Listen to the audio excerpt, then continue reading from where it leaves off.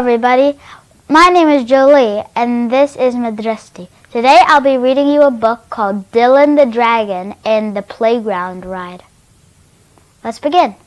Dylan the young blue dragon lived deep in the Rockstone Mountains of Scotland. Every day the playful young dragon woke up early in the morning and flew all around the mountains and valleys looking for something to do.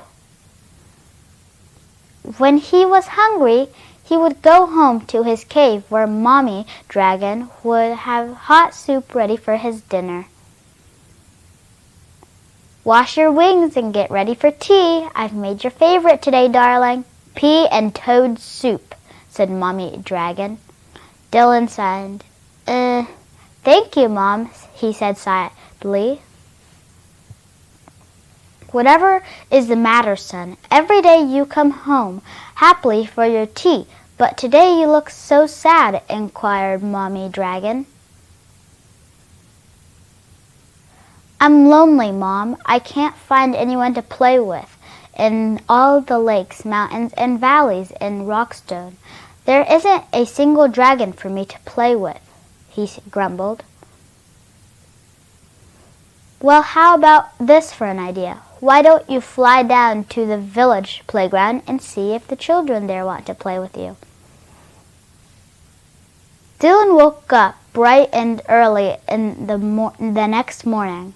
He was very excited that he would soon have friends to play with every day.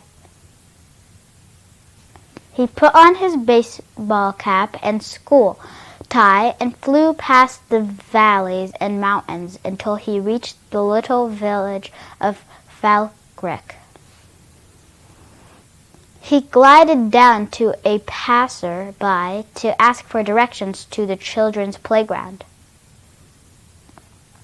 That way," pointed the quivering man. "Oh, he must be cold," thought Dylan. "After all, humans don't breathe fire like dragons, so they must find it very difficult to keep warm." Not long after, Dylan the dragon came in for a swift landing in the center of the playground. The playground was filled with smart young children in bright red and gray uniforms with their school ties. Dylan tugged at his tie and cleared his throat. He felt very well dressed for the occasion. He was about to open his mouth to introduce himself when he suddenly heard, "Ah! Run! It's a dragon! He's going to burn us alive!" yelled one of the young boys.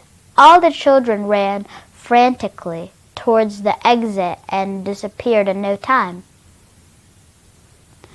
Dylan sighed sadly. All he wanted was some friends to play with, but clearly humans were very scared of dragons. He flew home with his head hung low to see what Mommy Dragon had made for tea.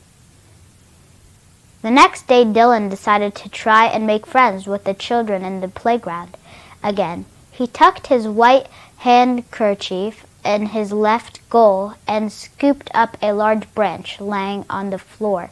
He made it into a white surrender flag. He crossed his claws and hoped the children would give him another chance. Down he flew again into the center of the playground with his white surrender flag clenched in his jaw. "I just want to play and be friends," he said softly. "But how will you play with us?" shouted one of the girls. "You're too big for our swings and slides, and you won't fit on our roundabout."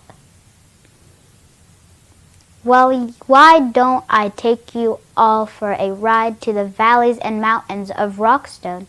"Yay!" squealed all the children. At once they climbed onto Dylan's back, and off the children went on a very exciting flight.